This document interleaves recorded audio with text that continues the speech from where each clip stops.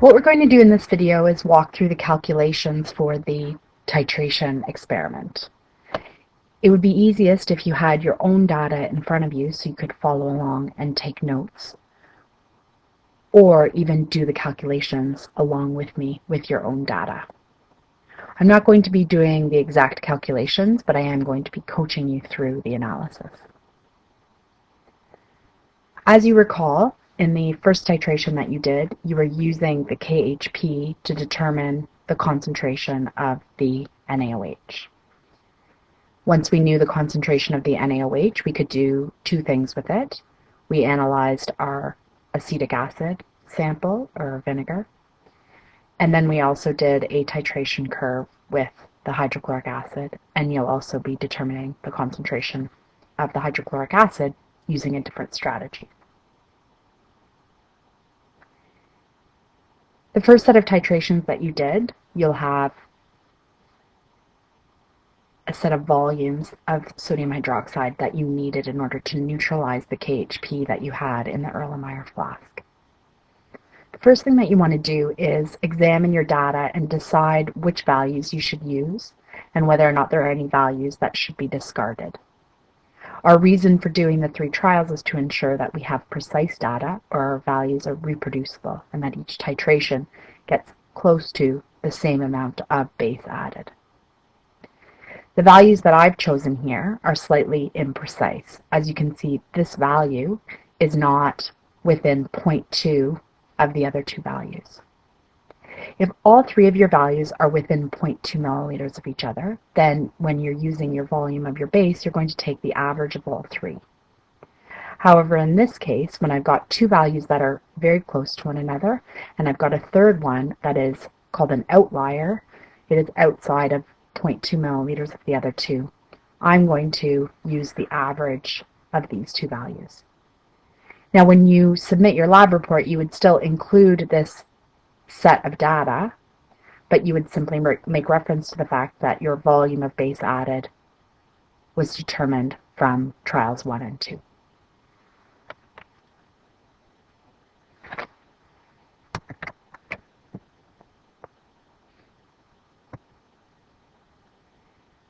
In the analysis, what you need to do first is write the balanced chemical equation so that we can do the stoichiometry that's required to determine the concentration of the base. The formula for KHP is given. You worked with this formula in the pre-lab, and so you have the molar mass already determined, which you will need. When we're looking at an organic base like this one, what we need to remember is that the H that's attached to the carboxyl group is the one that's going to be our acidic H. So when we are doing our double displacement reaction, it's the H from here that's going to combine with the OH to make our water. And then our salt is going to be the salt of these 2 substances.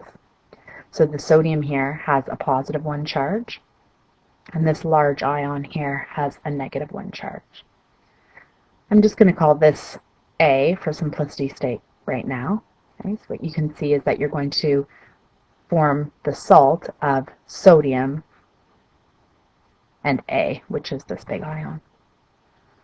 Now when you write this equation, you can see that it's going to be a balanced equation right off the bat, and so the acid and the base in this case are working in a 1-to-1 ratio. Now what we want to do is determine the concentration of our sodium hydroxide solution. So we're going to do stoichiometry. What our known was here was our mass of our KHP that we used. And so hopefully you used exactly 0.50 grams as you were supposed to. And from this information you can find the moles of the KHP that you used in the reaction by doing the mass divided by the molar mass. Now it's going to be really important that you verify your molar mass a couple of times. You're going to be using the calculations that you do here in a number of ways throughout the lab, and it would be not so fun to have to go back and do all the calculations again because you made a mistake in your molar mass. So this is something that you want to verify with your lab partner. Once you've got the moles of the KHP, we can figure out how many moles of the sodium hydroxide reacted using the ratio. And so in this case, it's a 1-to-1 ratio, so the moles of the sodium hydroxide is going to be equal to the moles of the KHP. Now our ultimate goal here is to determine what the concentration is of the sodium hydroxide. And the concentration of sodium hydroxide is equal to the moles divided by the volume in liters.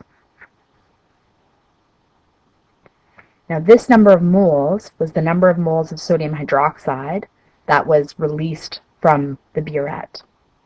So the volume of our solution that we're dealing with is your average volume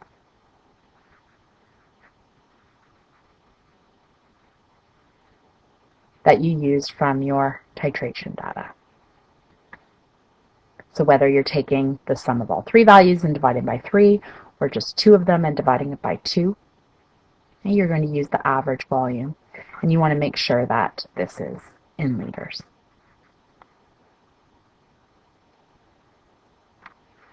So this value we're going to use in the analysis of the vinegar. So again, it's really important that the value that you have here is accurately calculated. And at this stage, we're being limited in terms of our significant digits by our mass of our KHP. But because we're going to be using this value and carrying it forward, we should report it to 3 significant digits for now. And then at the very end, we'll round to 2 significant digits.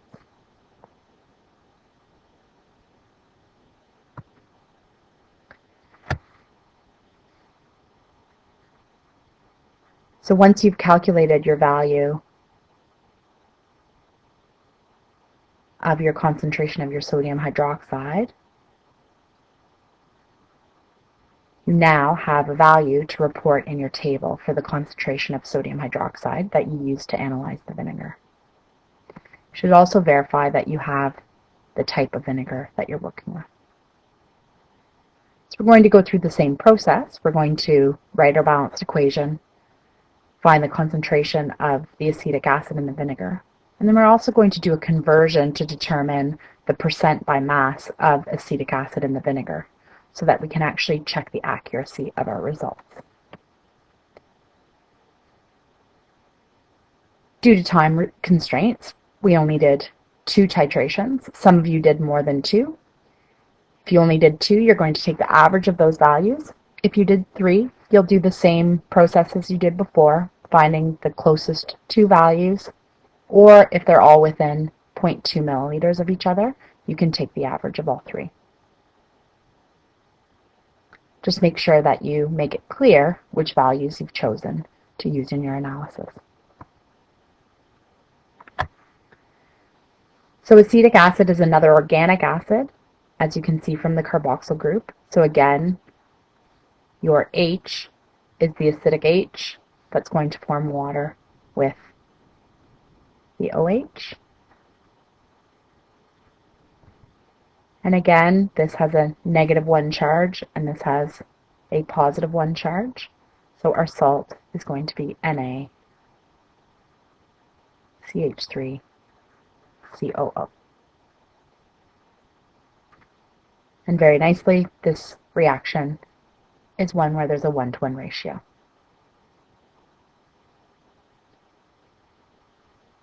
In this experiment, we were working with solutions rather than solids. And the sample that you were analyzing of vinegar had a volume of 5 milliliters. You'll recall that this is the solution that you collected in the pipette. And a pipette is precise to 2 decimal places. So it measures exactly 5.00 milliliters.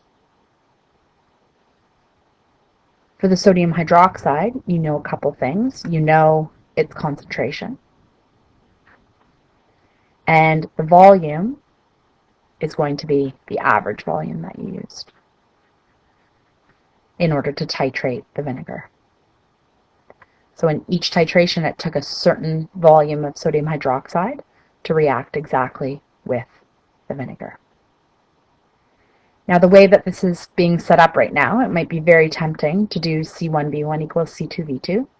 I really encourage you to keep that formula only for dilutions. And the reality is you're going to need the moles in a couple of steps anyway, so you might as well do the work now to calculate the moles. So you're following the regular process of stoichiometry here, the first step being to find the moles of the sodium hydroxide, and you can apply that to find the moles of the acetic acid. And then our last step is going to be to find the concentration by doing your moles divided by your volume. You want to be mindful here to make sure that your volume is in liters for each of your calculations. Otherwise, you'll be dealing in millimoles, and you'll need to apply that to a later step. So this is going to be the concentration of the molarity of the acetic acid in the vinegar. And in question 3, what we're asked to do is convert that into a mass percentage.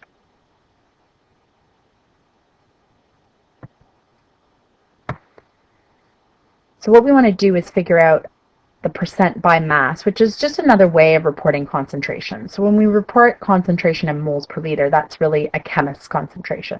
Chemists know what a mole is, they know how to work with a mole. But if we want to report a concentration on a label, we want to put it in something that is a little bit more meaningful to the general public. And a mass by mass percentage is going to be more meaningful. So we have our 5 milliliter sample of vinegar, and a certain portion of that is acetic acid. So we want to report this as a percentage of the whole thing. Now we want to put it as a mass by mass percentage, meaning I want to know what mass of acetic acid is in a mass of vinegar. So I need to do a couple of conversions here. First of all, I want to figure out what mass of acetic acid I have in my 5 milliliter sample. And this is why you need the moles of acetic acid. So you can take the moles of acetic acid from your previous step, and you're going to multiply by the molar mass of acetic acid. So you know the moles from the previous step and the molar mass you can calculate. The formula for acetic acid is CH3COOH. So this gives you the mass in grams of acetic acid in a 5 milliliter sample of vinegar. If we want to do a mass by mass percentage, we need to know the mass of the sample of vinegar. And water has a density of 1 gram per milliliter. Vinegar has a density of approximately 1.01 grams per milliliter. So we can use this information to figure out the mass of a 5 milliliter vinegar sample.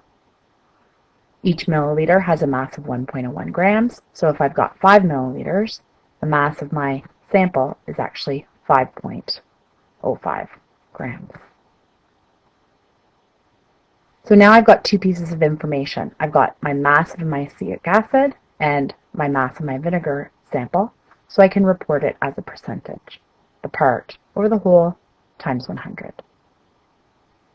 And this final percentage is what you're going to want to report to 2 significant digits, because that is the limitation of our data.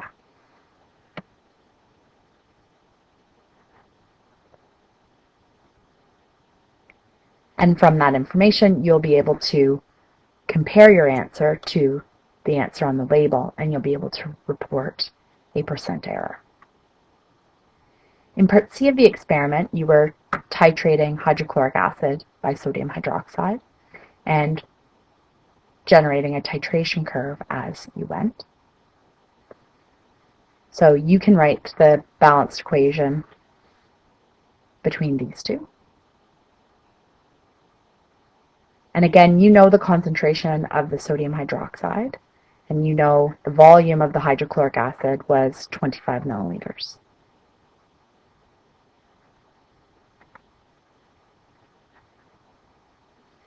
So we can determine the concentration of the sodium hydroxide by knowing what volume was needed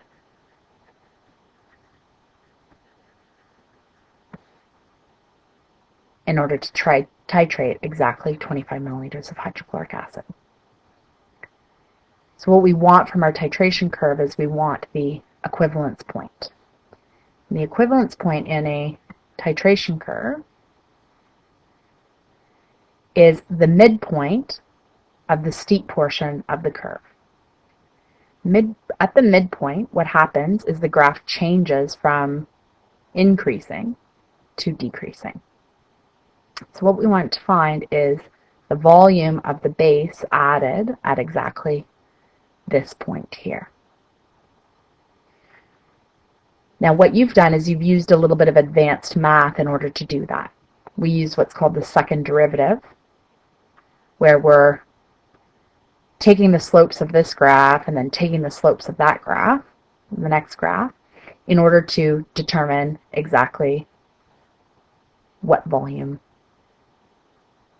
this inflection point, it's called, occurs at. Now what's unique about this point is that its second derivative will be equal to 0, which is very helpful to us because you have a graph of the second derivative that looks something like this. And at this point is where what you're looking for, and we want to know the volume at this particular point. So the volume at this particular point you can determine from your graph. And that volume you'll be able to use in order to calculate the concentration of the acid.